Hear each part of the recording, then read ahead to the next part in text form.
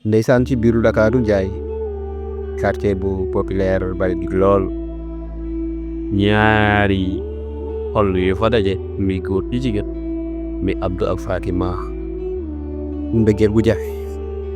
ndeysaan ñaari famille mbokk yi nuyu waat na leen baax siyaar leen ñu ñëw ci benn histoire bu gàtt rek waaye du xaw a metti lool mu mel ni rek ni Abdou ak Fatima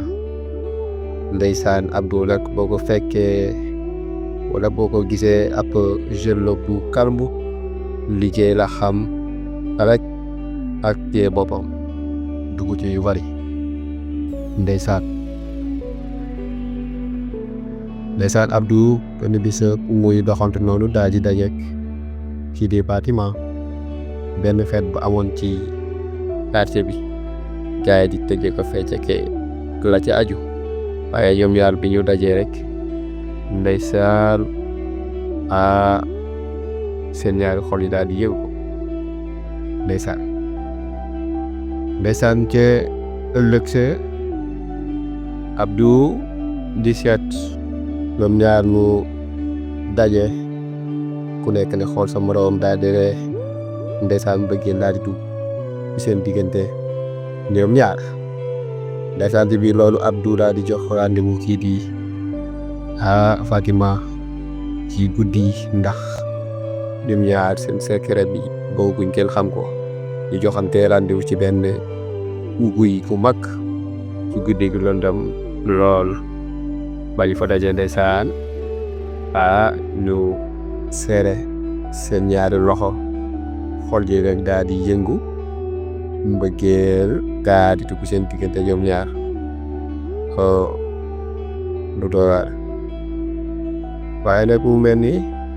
dafa am lu ca laxasu benn ngoon yi di magu Fatima daal moom seetlu na ni Fatima fan yi guddi yi nag am na ku muy dajal bi mu xamee loolu leen dox ba gis ay jéego xam digganteem ak Abdou Fatima daal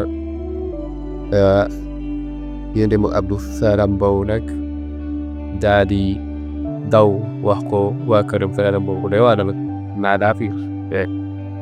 ne wax ko nag mu mel ni rek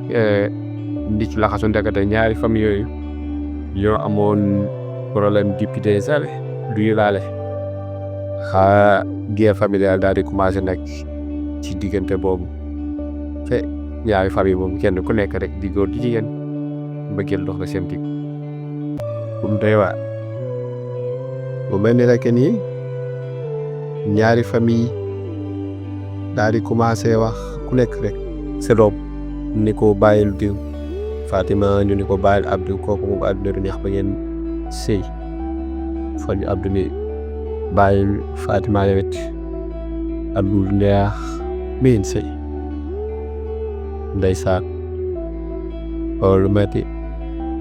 guddi gi nag Abdou mi ngi toog néegam di jooy mbëggeel Fatima ma nga toog ca néegam moom it di jooy mbëggeel ndeysaan mu nekk lu metti guddi gi daal di yàgg lool ndeysaan mu mel ni guddi gi mi ngi noonu Abdou mi ci mbedd yi mel ni ku def Fatima kazalika ni mbokk yi mbëggeel lu doy waar la te léegi rek muy ñu ko muy ñoom ñaar benn guddi ñu joxante rendez bi ñoom ñaar ci lëndëm bi ngir rek mën a dajee dundal seen xol mbokk yi mbëggeel daal foofu parents yi war nañ ci di bàyyi xel mbëggeel dafa met mbëggeel mbokk yi lu doy waar la sa doom ki bëgg rek may ko sinon conséquence dina ci am ëllëg may nit ki ko bëggul ndeysaan ñaari famille nekk yéeg moonu commencé nag taxaw di wax ndeysaan ci biir loolu nag Fatima ak Abdou taxaw nag mi ni ñoom daal seen ndeysaan ci benn tempête benn ngelaw benn taw bu métti dem ñaar ñu daje di dund seen bëggeel ñaar famille nag dal seen kaw ni yéen ñaar àndu neex ba yéen yàgg ñoom ñu taxaw nañ ci ñu ne ñun ñaar de suñu mbëggeel gi dafa dëggu te di dugg suñu xol yi gisuñu lu ko mën a effacé kon bala ba ngeen noppale ak problème bu ngeen mën a am ndeysaan ci gàttal rek mu mel ni ci benn guddi ñoom ñaar ñu daje ci weeru leer naññi ñu daje ñoom ñaar ci continuer dund seen dund donte ñaari famille yi leen di menacé waaye mbokk yi di jëntuwuñ leen ndax lan mbëggeel ci fi ñuy jeexal histoire bi ñu wone yi jeexal histoire bi mi leen mën a wax mooy bébé rek ñaari famille guerre bi nett na waaye ñii seen mbëggeel gisuñu ko mën a tax ba du am ëllëg mbokk yi kon mbëggeel mu nekk lu doy waar histoire gàtt waaye li ci mën a jàngee mooy leen di bàyyi di forcer seen doom mariage forcé dafa war a xew yu mbokk yi loolu au temps la woon waaye ba tey gis am na ñu koy dund bi yàggul rek am na sama benn xarit boo dund boo xam ne xale bu jigéen bëggoon na ko lool ba amoon yaakaar yi tas yaakaar ku jigéen ko bañ ngay bàyyee sax gàdd mbokkam yëngu ko dañ ko maye ba pare doon ko wax lu metti kon mbokk yi histoire bàyyi noonu diggante Abdou Fatima ku ko mos a dund di laa xaar ci commentaire yi nga indi sa xalaat di wax ni nii lay demee saa su ne Ndiaye Prod Média TV ay histoire ngir jàngat ci lu bari wax ni yow bu bees doog a ñëw di wax ni yow bu bees doog a ñëw ci seen boo abonné bu rek wala yaa ngi abonné ndax vidéo yi ñu defoon man see jot ñu leen di jaajëfal bu baax a baax.